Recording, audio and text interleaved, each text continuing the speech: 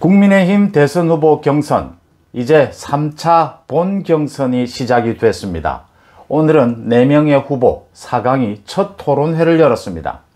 그런데 첫 토론회부터 유승민 후보가 또다시 근거 없이 같은 당 후보 윤석열 후보입니다. 윤석열 후보에 대해서 근거 없이 비방을 하고 또 무속인과의 관계를 추궁하고 고압적으로 윤석열 후보를 취조하듯이 추궁하고 하는 말을 자르고 답변할 시간도 주지 않고 이렇게 내용도 상대방에 대한 비방, 토론의 자세에 있어서도 고압적인 자세, 지난 1차와 2차 경선 때와 똑같은 이런 태도를 계속 이어나가면서 지켜보는 많은 시청자들의 눈살을 찌푸리게 했습니다.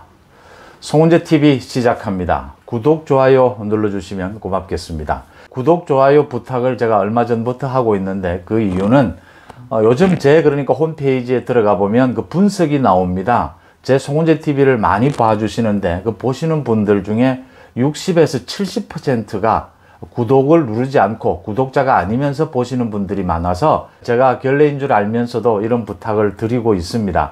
이렇게 조회를 해주시는 것만도 고마운 일이고요. 앞으로 일정 기간 이런 부탁을 드리다가 그만두도록 하겠습니다. 좀 이해를 해주시면 고맙겠습니다. 그러니까 우리가 흔히 선거를 구도 싸움이라고 합니다. 어떨 때는 구도가 모든 선거를 결정해버린다 이런 얘기도 하죠. 이번 대선의 시대 정신은 뭐냐? 많은 얘기를 할 수 있을 겁니다. 가장 핵심은 문재인 정권 교체입니다. 부동산 문제를 비롯해서 문재인 정권의 폭정을 끝내달라. 그리고 문재인 정권의 폭정에 문제 있는 사람을 정치 보복이 아니라 정말 우리가 갖고 있는 법 기준에 따라서 법으로 엄단해달라. 그 책임을 물어달라. 이게 저는 시대 정신이라고 봅니다. 이게 지금 우리나라 국민들 대다수가 원하고 있는 것이다. 이번 대선에서. 이런 많은 사람들의 그 생각이 시대 정신이라는 이름으로 표현이 되고 그 시대 정신에 맞춘 선거 구도가 중요하다. 이런 부분입니다. 문재인 정권을 끝장내야 하기 때문에 이번 선거 구도는 문재인 정권에 어떻게 맞서 싸우고 문재인 정권을 이겨낼 것인가 하는 이 구도 싸움입니다.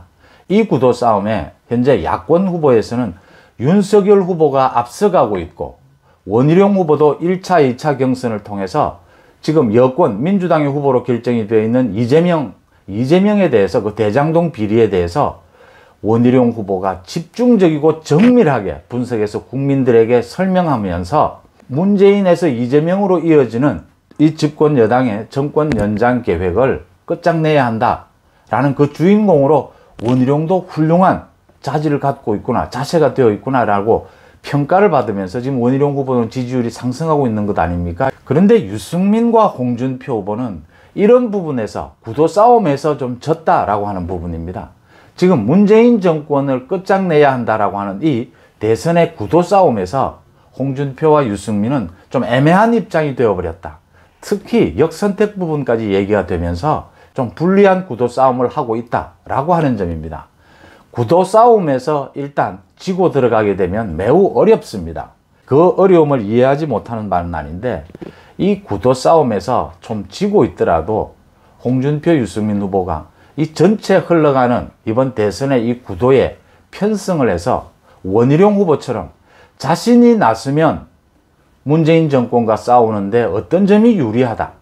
이제 민주당 후보로 결정된 이재명 후보와는 자신이 나가서 싸우면 어떤 점이 유리하다라는 것을 국민들에게 보여주는 데 치중을 해서 그런 형태로 나가야 하는데 홍준표와 유승민 후보는 지난 1차와 2차 경선에서 그런 모습을 보여주지 못했던 겁니다.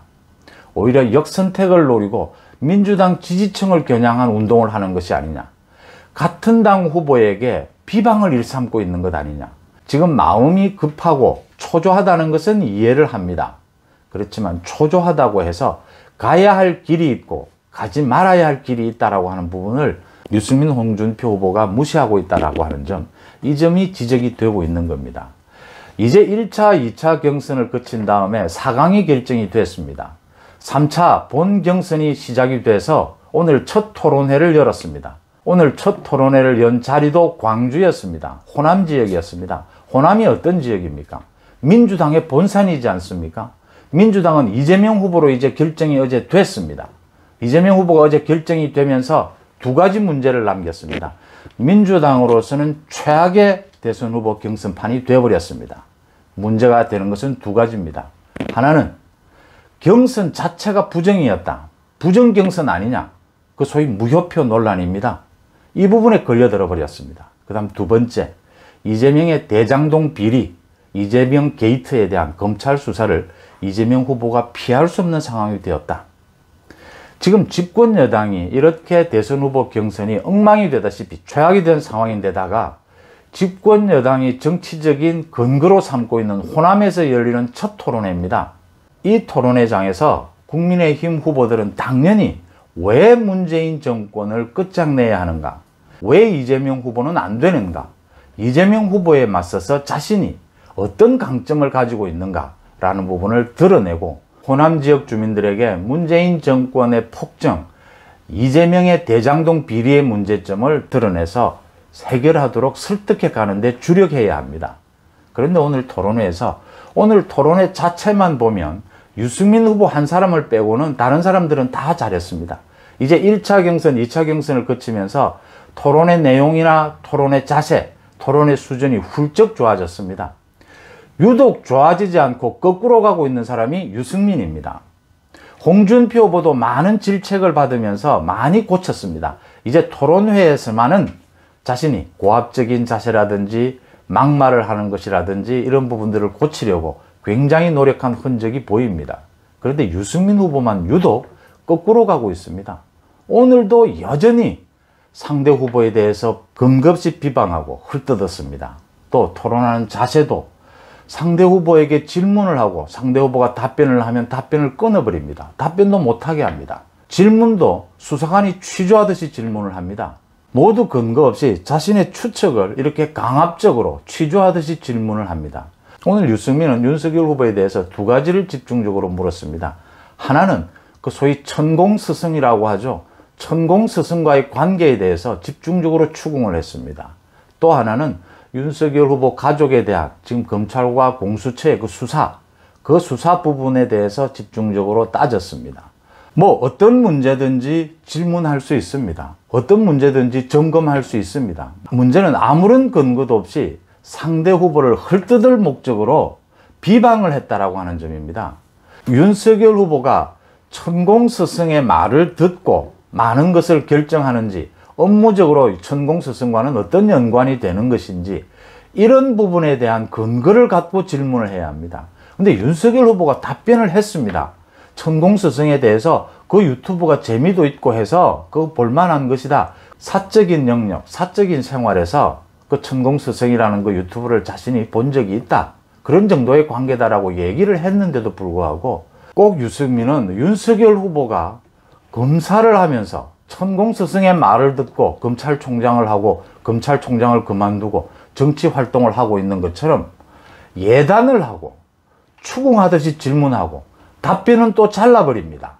이런 식으로 하는 것은 그 토론에 대한 예의도 아니고요. 토론의 내용도 아니라고 하는 점입니다.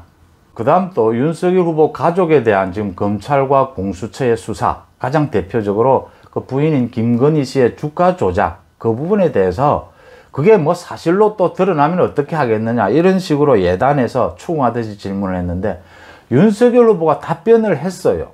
그러니까 1년 6개월이 넘도록 검찰이 지금 수사를 하고 있는데 어떤 근거도 밝혀내지를 못하고 있다. 잘 알고 있지 않느냐. 문재인 정권이 윤석열 죽이기를 위해서 지금 이 수사를 하고 있고 이렇게 질질 끌고 있는 것이다. 그렇게 해명을 했는데도 불구하고 유승민 후보는 계속해서 추궁을 합니다.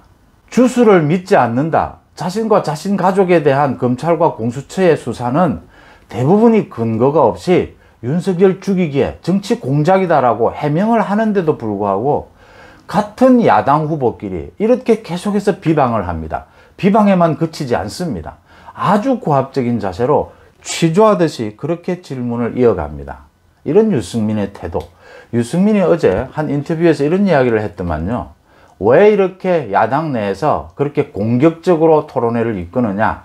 그래서 오히려 마이너스가 아니냐 이 지적에 대해서 유승민이 답변을 하기를 자신이 지금 너무 점잖게 토론회를 하게 되면 그렇게 되면 자신은 이번 경선에서 쉽게 지는 길이다. 그래서 좀 공격적으로 한다라고 이야기를 하면서 이번 4강 중에서 자신만이 경제 전문가이고 나머지는 다 법조인들이다. 그래서 자신이 좀 특화된 것이 있다. 이렇게 또 주장을 했습니다. 맞습니다. 유승민 후보가 점잖게 가면 쉽게 지는 것 맞습니다. 점잖게 가지 않아도 괜찮습니다. 공격적으로 질문해도 괜찮습니다. 야당 같은 후보끼리라도 좀 뾰족하게 날을 세운 질문도 필요합니다. 그런데 왜 근거 없이 비방하느냐는 겁니다. 왜 토론회를 고압적인 자세로 같은 당 후보끼리 토론회를 하면서 왜 상대방이 답변을 하는데 말을 자르고 왜 스스로 예단을 해서 어느 한쪽으로 몰아갑니까? 그거 어디에서 배운 토론 자세입니까? 다른 후보들, 특히 그 부분에 가장 문제가 있었던 홍준표 후보마저도 이제는 안 그러려고 노력을 합니다. 노력을 하는 게 보이지 않습니까? 그런데 유승민 후보는 오히려 더 갈수록 심해집니다. 유승민 후보는 왜 이번 대선 후보에 출마를 했습니까? 묻고 싶은 부분입니다. 무엇 때문에 출마를 했습니까? 야권의 후보들이 야권이 정권 교체를 하는 것을 방해하려고 출마한 것입니까? 이런 이야기가 안 나올 수가 없는 겁니다.